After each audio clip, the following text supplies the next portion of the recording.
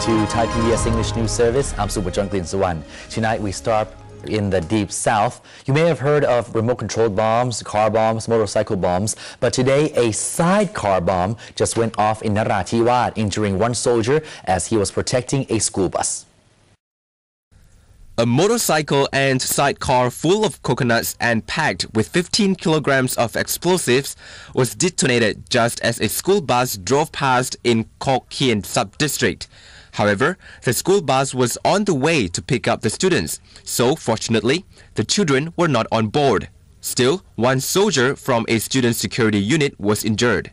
This is the newest tactic used by insurgents who triggered the bomb using mobile phones. None of the culprits were arrested.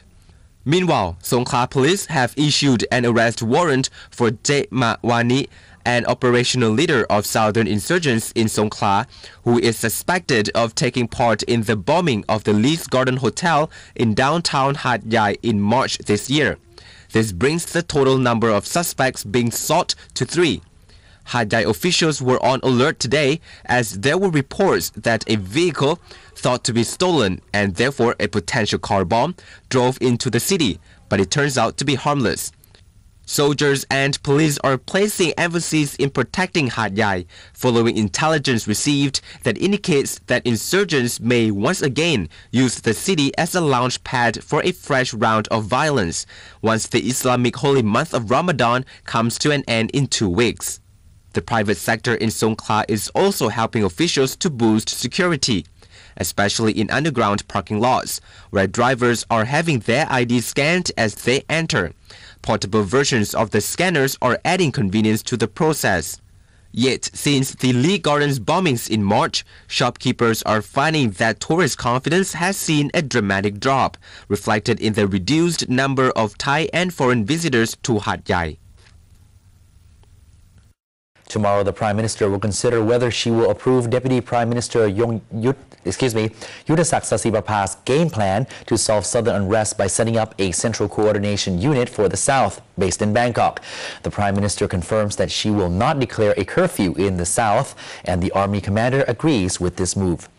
General Prayut Chan-o-cha, Army Commander, says strict laws implemented in the Deep South will not bring peace and stability back. Time and consistency in solving the unrest are the key factors to success. The commander did say that if the government were to announce a curfew in the Deep South, it should be implemented in selected areas only. Once a curfew, which some may refer to as martial law, is announced, locals who leave their homes during curfew hours may be detained without charge.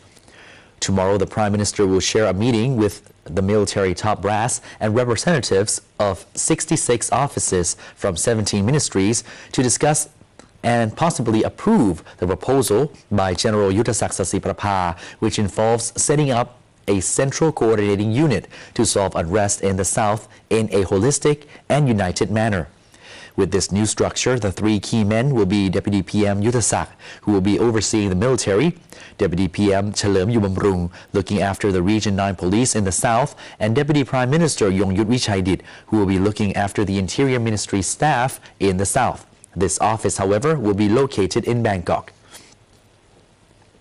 Today, Prime Minister Yingluck told the press that she is turning down ideas of imposing a curfew as the Islamic holy month of Ramadan comes to an end on August 19, despite speculation that unrest may rise during that period.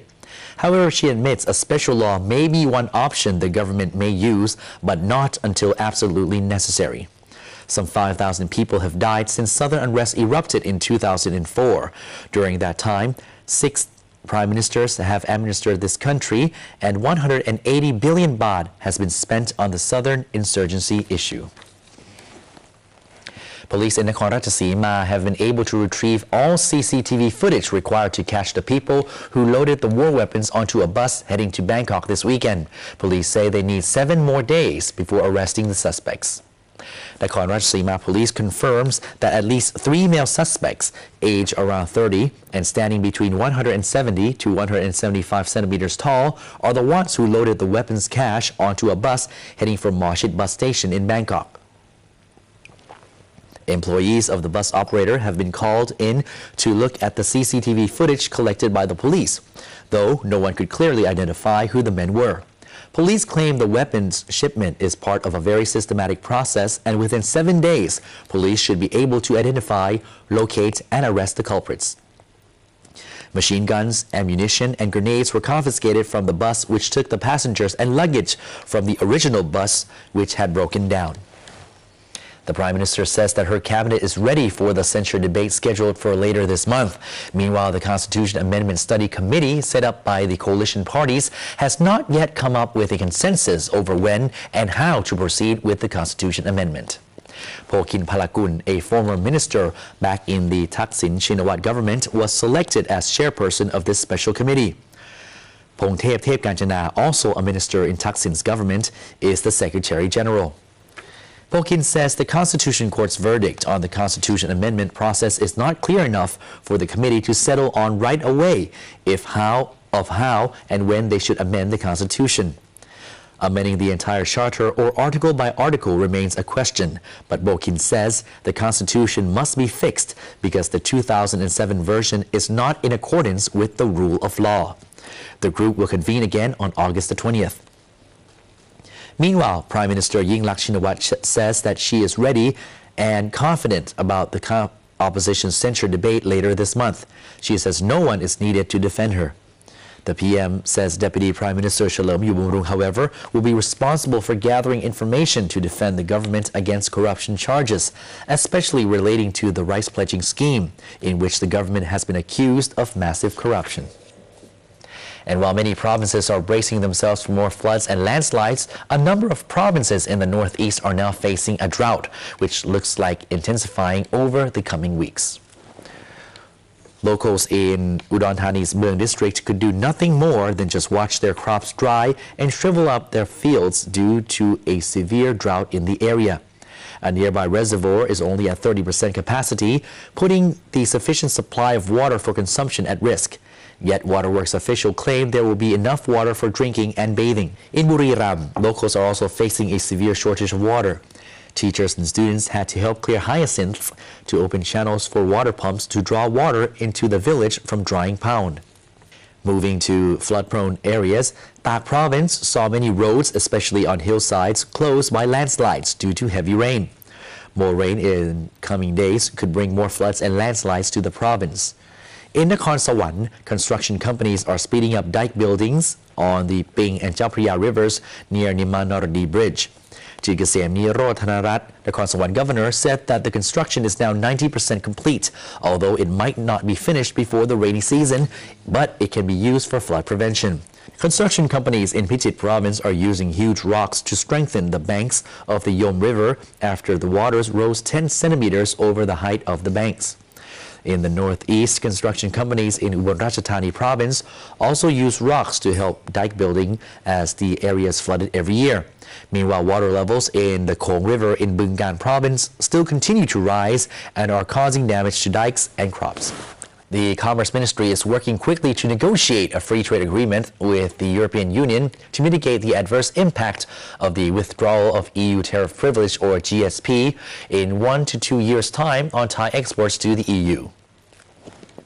In 2014, some Thai products will be no longer benefit from the Generalized System of Preferences or GSP, an EU's tariff privilege for underdeveloped countries. The GSP privilege is to be completely withdrawn from all Thai goods imported into the EU the following year because the EU has reclassified Thailand as an upper middle income economy and hence no longer eligible for the privilege. In an attempt to mitigate the impact on Thai exporters, the Commerce Ministry is hurrying to negotiate a free trade agreement or FTA with the EU. The ministry is now concluding the details of its negotiation framework, which encompasses a long-term alliance where Thai businesses, particularly those in the fields of processed food and real estate, can expand their markets amidst the economic slowdown in the European Union. At the same time, businesses in the EU will be able to increase their investments in Thailand and use the country as a hub for production and for exporting goods. After its completion, the negotiation framework will then be forwarded to Parliament for approval for a round of free trade agreement negotiations with the EU is expected to begin next year. And the country's low level of palm oil stock has forced the Commerce Ministry to prepare importation of another 30,000 tons of cooking oil, 10,000 tons of which will be purchased next week. The government is to import its first 10,000 of the total of 30,000 tons of refined, bleached and deodorized or RBD palm oil next week, following the cabinet's approval to remedy the low level of stock of palm oil and the increasing cooking oil price. The remaining 20,000 tons of RBD palm oil will be imported later, and foreign firms have now been allowed to propose their prices. According to the Public Warehouse Organization, the imported palm oil will be imported at approximately 31 baht per kilogram. Asani Malamput, president of the Palm Oil Refinery Association, noted that the first lot of palm oil will be distributed to 10 palm oil producers based on capacity. This will allow the producers to sell a 1-liter bottle of cooking oil at 42 baht.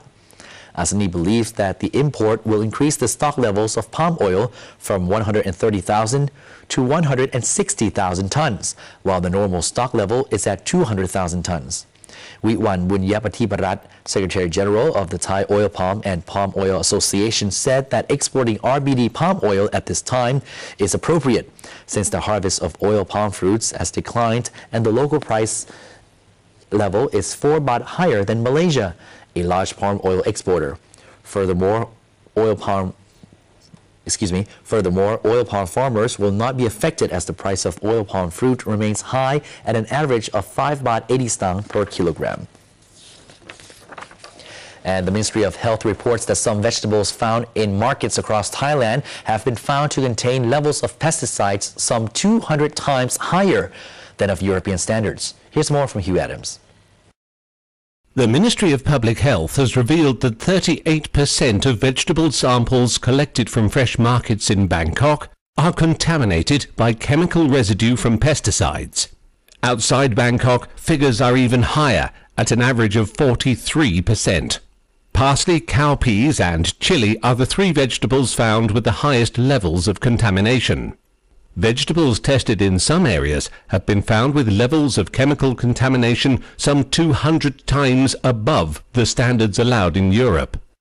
Even worse, some of the chemicals detected have already been banned in many countries, as research has found they may cause cancer. BioThai, a non-governmental organization and a watchdog for unclean food, says the government may not be taking the issue of using dangerous chemicals seriously enough, as the sales of carbofuran and metamil, both dangerous pesticides used to treat crops on vegetable farms, are worth over 1 billion baht annually. Hugh Adams, Thai PBS. And here at Thai PBS News, we have new job opportunities for English language news reporters for the English News Service at Thai PBS. To find more details, please visit the Thai PBS website. And if you are interested, please send your resume to job@thaipbs.or.th. That's job@thaipbs.or.th. And we will reply you back with the job description. And that's all we have for tonight's edition of Thai PBS English News Service. I'm Subhajong Klinsuwan. สวัสดีครับ